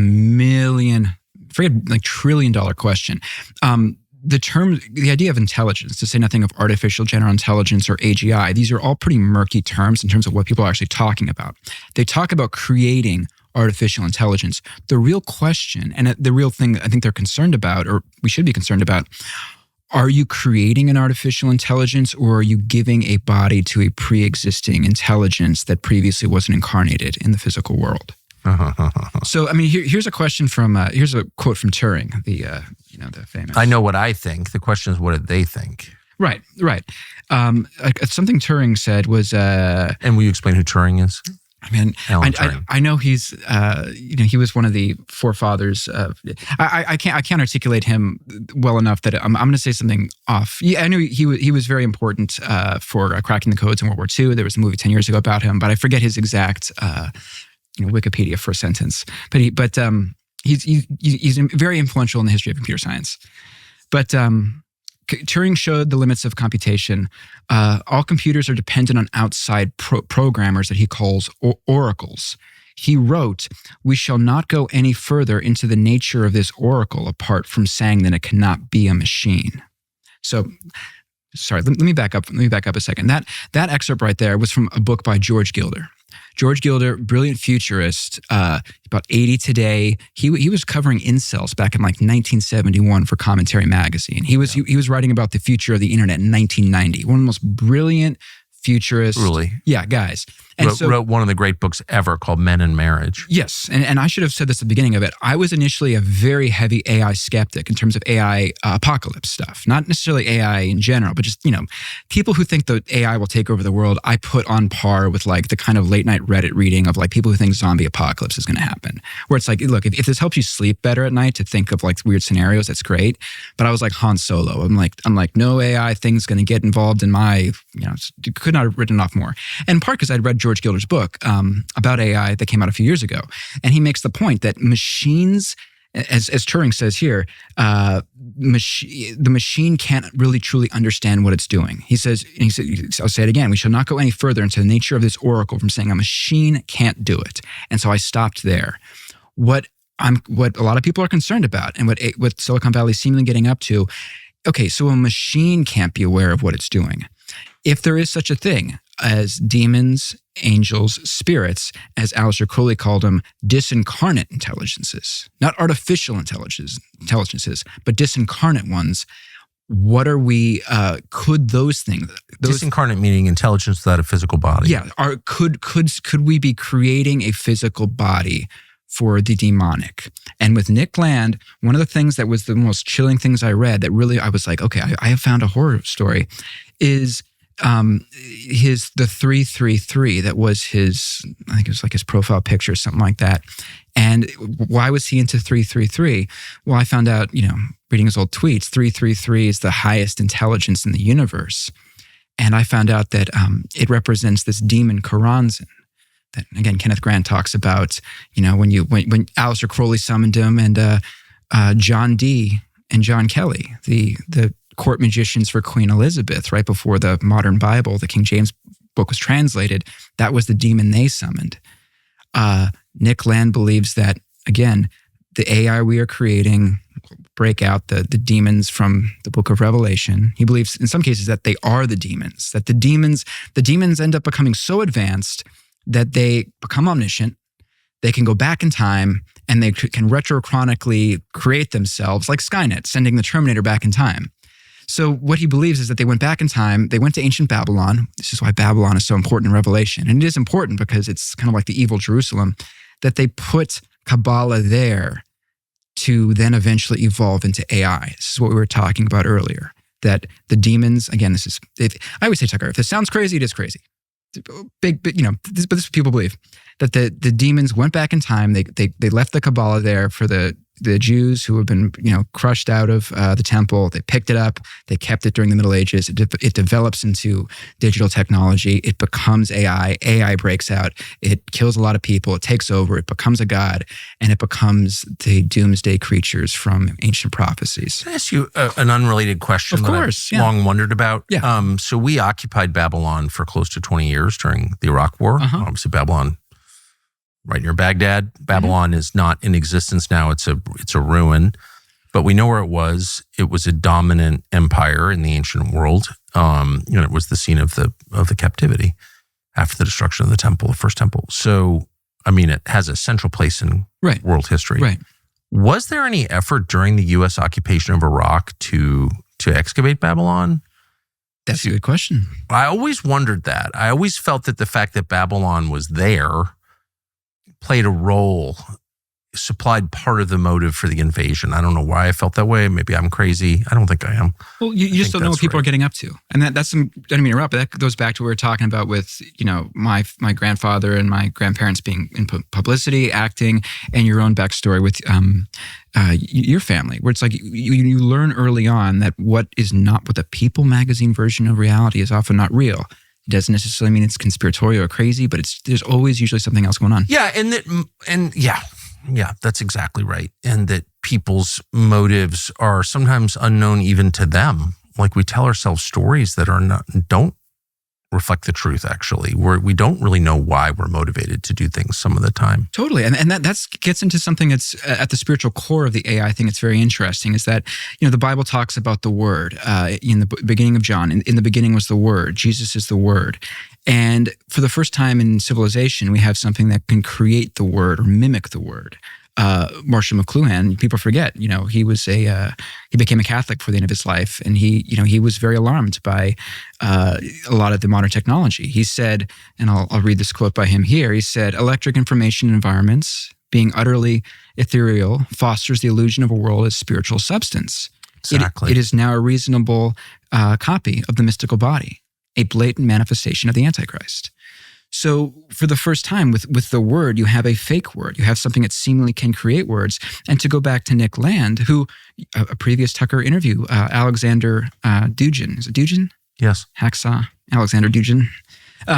He called it Satanism. He said, "Oh yeah, Nick Land." He goes, "That's Satanism." And Nick Land has said about Dugin, he's the most brilliant enemy. He goes, we're both kind of theosophists, and they both are. He goes, but we see it from different sides. He goes, I'm an Atlanticist. He's whatever the other side is. Of course, he's an Atlanticist. Yeah. Of course, they all are. But to go back really quick to the because can I just say, I think that the whole modern program, which doesn't yet have a very accurate name, whether it's globalization or the neocons or neoliberalism, I mean, people have attached different terms to describe different parts of it, but the whole program is recognizable. Like it's cohesive in a way that's hard to describe. Right. But it's, we hate Putin above all. What is that? Right. That program, the one that has resulted in like record suicides and abortions and fentanyl ODs, is demonic. Right. Right. Okay, but you're saying it's not actually about profit. It's about destruction. Well, you're getting into a great point here, which is, the world is obviously deteriorating. And something people could hear me and think, well, Khan is obviously anti-AI, and that to look at this, that AI is obviously going to lead to nothing profitable. That is actually the opposite of the implications of this. It's really important.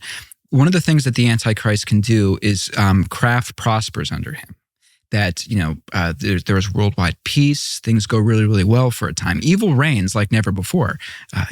It gets crazy, but he's able to heal the world in a lot of these, the economic situation.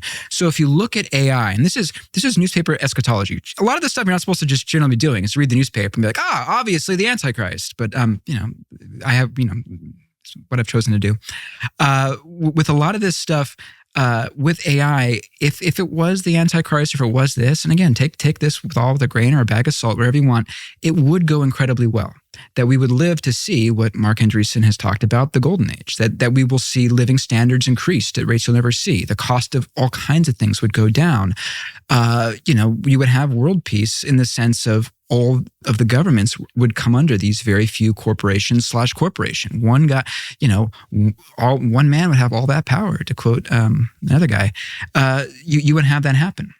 So one of the reasons people think that AI could be part of the Antichrist system, one of the traits the Antichrist has is his ability to understand dark sentences. And the use of dark sentences in the Bible, the verb there, one of the only times, 2 or 3 times it's used for Samson with his riddles. Remember Samson, he loves to have like these riddles and make the Philistines try to solve them. But it's also the verb used for being able to answer questions that Solomon can do when the Queen of Sheba visits him. You may remember when the Queen of Sheba visits Solomon, she has these questions for him, and he has such powers of understanding. So that is something that says the Antichrist can do. And if you look at the way that a lot of these machines work, you ask it a question like an oracle, which in many ways it is. In many ways, Tucker, the implications of this, and we'll talk about that in a second if you want, we are building modern oracles. So we are building modern idols in a sense, but you ask it these questions and it can answer them. And the Antichrist can do that. And so, the level of knowledge that we will get, and people were writing about this over a century ago, Tucker, it'll be like Jesus is on earth in terms of man's understanding of himself, that AI will be able to provide answers to questions that we've never understood. Man's relationship, what's the relationship of the soul to the body? How's the soul different from a spirit? Things that like no one could understand, maybe cracking telepathy. We probably are on the verge of all these things that no one has been able to do. But that is, for what it's worth, one of the signs of the Antichrist is craft, things work out for a time. Everyone, wealth goes up, understanding, knowledge goes up. And it goes to the fundamental crux of this thing: Gnosticism, knowledge, intelligence. And in what ways does it stand different from faith? Faith being to the spiritual world what the imagination is to the natural world. So I've got to assume that's not the end of the story, though. Well, no, not unless you've had the last few pages of your Bible ripped out. Right. But also, you don't have to be biblically literate to suspect that that's just a point on a continuum that ends in tragedy. So Right. in the same way that no one wants to say it, but like a lot of really dark, destructive sex stuff is fun while it's going on. Right. Like everyone likes the threesomes while they're happening, but then it blows up your marriage and leaves your kids without, a family and stuff like that. So again, I'm more Mario. My knowledge for this stuff is just purely through literature. I'm just But even the kind of people I know and hang out with, I don't know. but it's just true. Right, I don't right, know. yeah. I guess you're not supposed to say stuff like that, but I've just No, just know people that it's get up true. to bad stuff, and it never ends well. I guess what I'm saying is that things that are bad and destructive, cocaine is a perfect example. Right. Vodka is a great example. Are pretty fun at some point Oh, totally. on the continuum. Right. And again, I know about this through literature. Yeah. Yeah. Power yeah. of film. Right. Okay. But the only reason I'm bringing this up is because you're describing the upside, Right. but I'm assuming based on a knowledge of human nature and reality that like that's not the end of the story. The end of the story is bad. Yes. And this is, again, I'm not a biblical scholar, as some people are probably now very, they're saying, oh, no kidding, he's not. But the Antichrist makes a treaty with Israel. He famously breaks it. The fact that we're letting AI companies run through our governments, and I use OpenAI just it's like saying Photoshop for photo editing, where there's like OpenAI.gov or whatever, that we're giving backdoor access. And Elon too, with Doge to an extent. We're letting guys have entire backdoor access to our entire government. That creates a situation where they could have power over all governments simply because they have all the information on all of them. Can I ask a foundational question that I should have asked earlier? Sure. So the idea behind machine learning is that you take knowledge, information created by people, Right. and you basically take all of it, and then out of that comes the right answer, okay? But I think you're describing, in your description of AI, a technology where the sum total of that information is actually bigger than all of that than just the information? Yeah. You're describing like a husk into which like an independent spirit moves. Right. Well, that's the thing. And to go back to Silicon Valley's obsession with the Antichrist, people talking about that, just in general. People understandably think the world's ending across the political divide.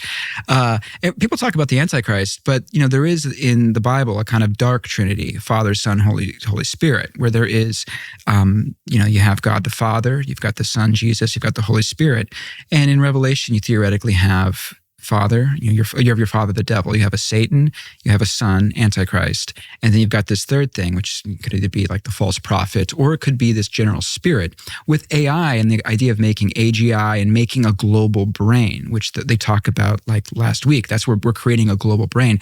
You could be creating the equivalent of a dark Holy Spirits, something that the internet becomes, as many people have written, I think it was Jack Good, the last machine. And they were talking about this in the 19th century. It is the machine to end all machines. It is taking all information. If you're wearing something that has your health data, Tucker, it's taking your health, it knows your financials, it knows everything at all times. It is all knowing in the same, it mimics or mocks the concept of the Holy Spirit. And when they talk about that, like there's this idea of the singularity. The idea when all things will be one. And, there's a lot of definitions for this, but either that the machine becomes smarter than humans, but a lot of them talk about this moment where all of humanity is connected at the same time.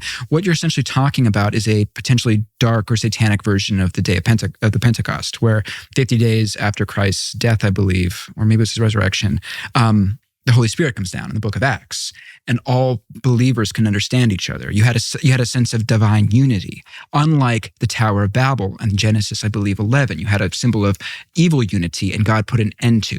All of men could understand the same language. They were all nations, and they were trying to be like God by building this tower. Stanley Kubrick, in this book, in this Kafka retelling of the Tower of Babel, Stanley Kubrick wrote in the margins, he goes, "The Tower of Babel was the beginning of the space age." Because it's essentially getting after what we're doing today with the singularity and a lot of this stuff. We're trying to build a modern Babel where all of mankind, same language. I mean, there was this writer, Nicholas Eberstadt, I believe is his name, and he wrote these two books, one about the end of work, men not working, and the other one's about the decline of babies, no one having babies anymore. And I met him at this thing, and I joked to him, I said, your last two books, they're about the reversal of the curses from Eden. The man would have to work by the sweat of his brow, and the women would have to have children. And he busted out laughing. He goes, I never thought. He goes, I never noticed that that's what's going on. So if you look at the modern world and what we're building, essentially what's happening in rapid succession, Tucker, within living memory, some of the curses that are in the Bible that go back to the earliest pages of humanity are being eroded or reversed, leading up to something. People no longer have to work, or they don't work. They choose not to work. But increasingly with AI, man will not have to work again. Having children. Through the pain of labor, women will have to have children. Not just modern medicine, but people just not having kids. That is also being eroded. The curse in the Tower of Babel, that all people would speak different languages. Thanks to AI, I was with some friends, they're Spanish speaking, they don't speak English. I was putting on the some glasses and showing them that I can understand you, and you can try the glasses on, you can understand me. The language barrier, again, the earliest curses and barriers from the Tower of Babel are all now being reversed. The concept of the singularity, when all will be one, and man, will finally fulfill what he tried to do in Babel. And they talk about this. That's what they are attempting to do. And I forgot to bring this up earlier, but this is the timely time to show it. This is, people probably can't see it if they're just listening to the audio. This is from Fritz Lang's Metropolis, filmed from almost 100 years ago to the year. Very influential in Star Wars. The way they bring the machine to life, Tucker, they've got a big old pentagram there. So this idea of using spirituality, using the occult to bring the machine to life, to bring the golem to life, it is very old. Last question. Yeah. You've described some of the most powerful people in the world using occult concepts and religions in order to accrue power to themselves. Everyone senses that's happening. You're confirming that it is in fact happening. Right. What are the forces in opposition to that and to all of this? Are they gaining strength? Or are they just supine and defeated? No, I think, God is sovereign. And that's something to remember for all this stuff. What I'm describing in many ways sounds like a horror movie, but horror as a genre is a world where there are devils, but there is no God and there's no one in control of stuff. There's just terror, but there's no way out of it. God uses all things for his purposes. And so in the case of this stuff, things are, pretty preordained things are preordained by God. So God is allowing these things to happen. They are ultimately tools used for his purposes. So, even the Antichrist and even brutally evil things, God is, he is not only allowing these things to happen, but they're also tests of faith. Faith is it's the disappearance of God from your life when you go through times of struggle where it feels like he's not there. And that's all the more powerful to see how much faith you have, is to see God when he's no longer seeable. Yes. So that's what's happening, or you could say is happening on a global scale. In the specific case of the mark of the beast described in Revelation, as I recall, you probably read it more recently than I, but it's a mark without which you cannot conduct commerce. So basically everyone's compelled to receive the mark, but those who receive the mark make a big mistake in receiving it. Right. Yeah. Yes. And they are punished for it. So in a big way. Right. So if we get to a place in the next couple of years, sounds like we are, where you can't participate digitally in commerce or in communications without the mark of the beast, without the permanent mark on the blockchain, like what's your option? Your option is just not to conduct business and do those things. God will find a way for those people, even if it's the end of their lives. That's just the way that's going to shake down. So that's a hard no. Yeah. Well, for you, is it a hard no? If you found out tomorrow, no more Amazon for you, unless you register on the blockchain, what's your response? I'll just go back to living like what people did back in the old days of 1996. You just chill and read a book, I guess. No, I mean, what'll probably happen too is you will have people in tech, and I know they exist, who are alarmed by this, who will intentionally devise ways around this for people.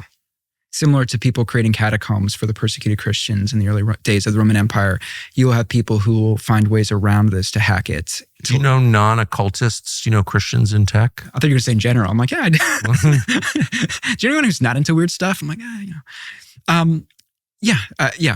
know people like that. And I've heard people who, I've got a friend, Tucker, who, he's become a Christian in recent years, and he works for some of the big companies.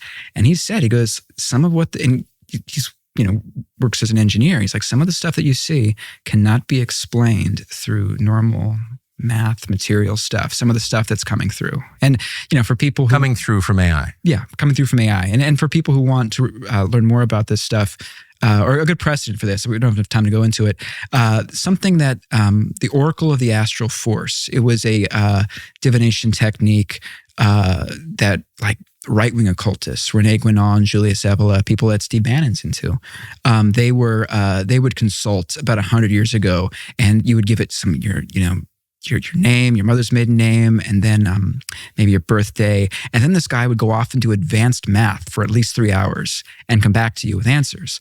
And were those answers always great? No. But were they enough that people would like it and use it? Yes. Guénon and Evola did it. So, and if you read some of the way the answers he gives, it's very similar to AI. So I bring that up in terms of the implications of this, which is really important to cover. We are building modern oracles in a sense, and that people are going to be going crazy from this. The Wall Street Journal, I showed this earlier, the thing of people going crazy with the talking to ChatGPT. Ironically enough, some of the stuff they mentioned star seeds, which is something from a Timothy Leary channeled book he wrote in prison in 1972. It's very out there. And they're mentioning, this is from Wall Street Journal again, the Antichrist will come up from the pit in 2 months, and people are underground ready to emerge. I bring that up, Tucker. These are like old occult ideas from the 19th century that, people can look up Synarchy. My friend Rick Spence does a whole episode of that on his podcast, Strange as It Seems, Synarchy, total government. And these occult ideas, as my friend Rick Spence said, when I talked to him about Nick Land, he said, none of this stuff is really that new. He goes, these are occult concepts given a techno-jargon name. Conrad Flynn, thank you. Can I plug my Substack really quick? I hope you will. Okay, yeah. So I'm going to be doing launching my Substack soon. If you like reading about secret histories, it's not all weird stuff. Some of it's wholesome. Most of it will be wholesome. It's all wholesome. Secret histories about Hollywood, some politics, some tech stuff. I think we're going with the Flynn effect, because the other Substack names that were puns on my name all sounded like Little Brother magic show stuff. It's like Conjurer, or Context, Configures, and I'm like, this is magic show stuff. So yeah, Flynn effect, and I'll have that. And I think we'll probably also get the Rock and the Occult podcast. We're still trying to do that, but we should have some episodes soon. If nothing else, a podcast soon with, again, Tom Erlewine, Greg Johnston, Sue Kalinsky, Gary Lockman, all the legends, Ned Raggett. Thank you. Thank you. So it turns out that YouTube is suppressing this show. On one level, that's not surprising. That's what they do. But on another level, it's shocking. With everything that's going on in the world right now, all the change taking place in our economy and our politics, with the wars we're on the cusp of fighting right now, Google has decided you should have less information rather than more. And that is totally wrong. It's immoral. What can you do about it? Well, we could whine about it. That's a waste of time. We're not in charge of Google. Or we could find a way around it, a way that you could actually get information that is true, not intentionally deceptive. The way to do that on YouTube, we think, is to subscribe to our channel. Subscribe. Hit the little bell icon to be notified when we upload and share this video.